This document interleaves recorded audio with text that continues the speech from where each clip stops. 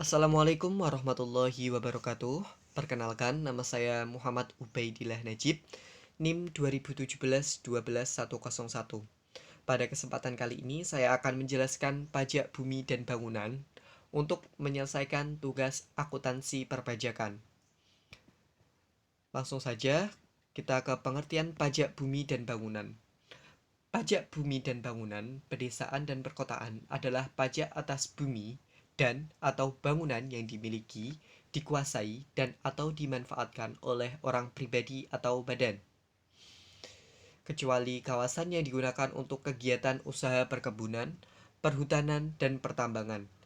Pajak bumi dan bangunan adalah pajak yang dikenakan atas kepemilikan hak atas bumi dan bangunan yang ada di atasnya, yang nilainya di atas nilai jual objek pajak tidak kena pajak atau NJOP-TKP.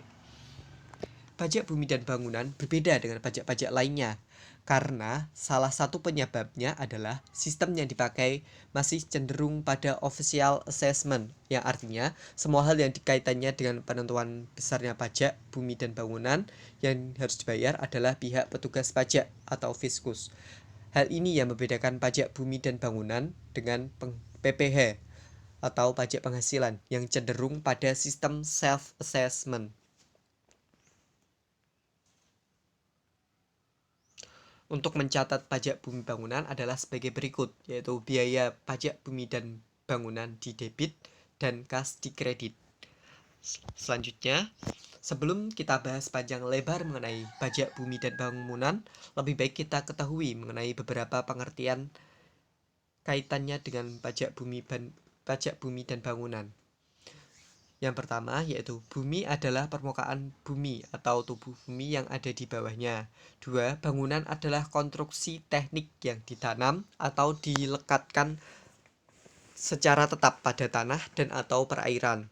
Tiga, nilai jual objek pajak adalah harga rata-rata yang diperoleh dari transaksi jual beli yang terjadi secara wajar. Dan bila mana tidak terdapat transaksi jual beli, nilai jual objek pajak ditentukan melalui perbandingan harga dengan objek lain yang sejenisnya, atau nilai perolehan baru, dan nilai jual objek pajak pengganti. 4. Surat pemberitahuan objek pajak adalah surat yang digunakan oleh wajib pajak untuk melaporkan data objek pajak menurut ketentuan undang-undang. 5. Surat pemberitahuan pajak terhutang adalah surat yang digunakan oleh Direktorat Jenderal Pajak untuk memberitahukan besarnya pajak terhutang kepada wajib pajak. Selanjutnya yaitu objek bumi bangunan. Berdasarkan Undang-Undang Nomor 12 Tahun 1985 Pasal 1A menyebutkan objek pajak bumi dan bangunan adalah tentu saja bumi dan bangunan.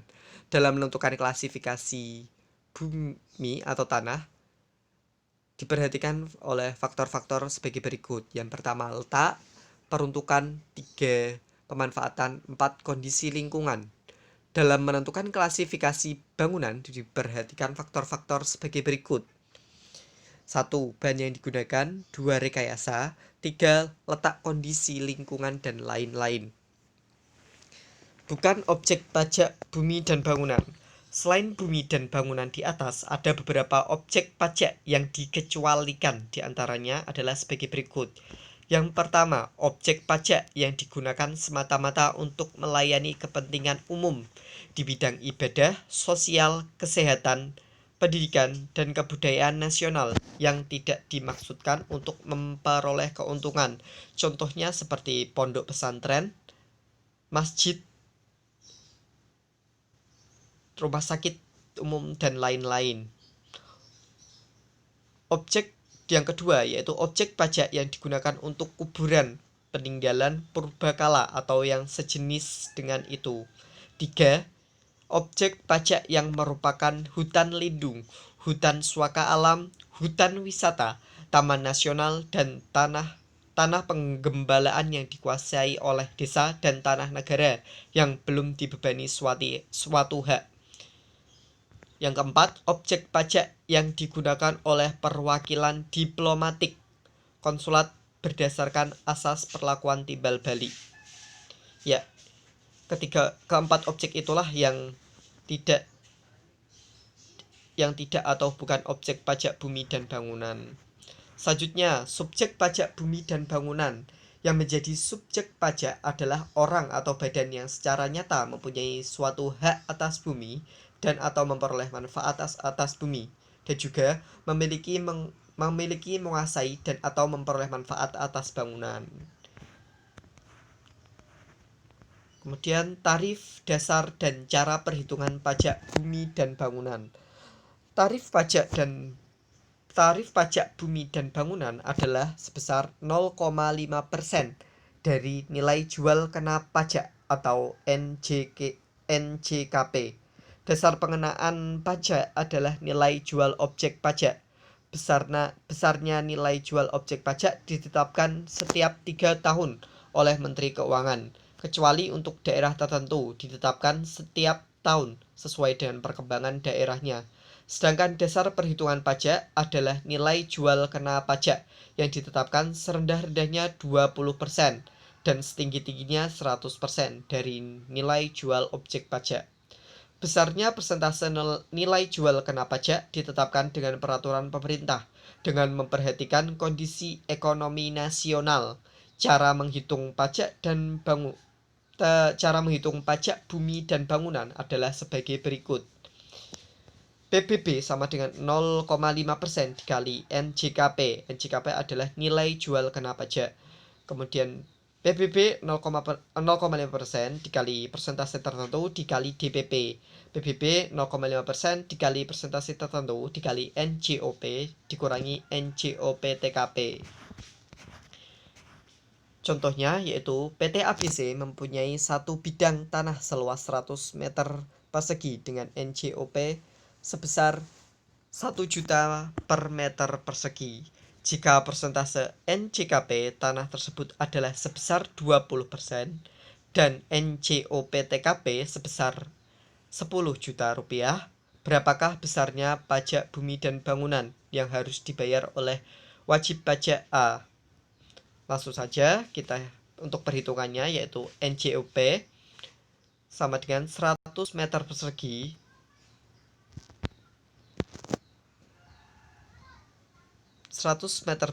dikali 1 juta per meter persegi sama dengan 100 juta. PBB 0,5% dikali 20%. Kemudian NJOP dikurangi NJOP TKP. NJOP 100 juta, NJOP TKP 10 juta. 100 juta dikurangi 10 juta, hasilnya itu 90 juta. Kemudian 0,5% dikali 20% dikali 90 juta.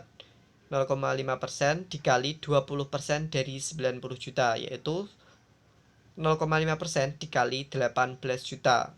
Jadi PBB sebesar 90.000.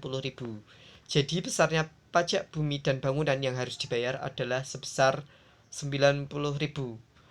Maka PT ABC akan mencatat jurnal sebagai berikut.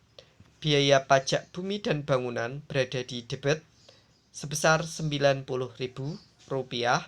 Kemudian kas di kredit sebesar 90.000 rupiah.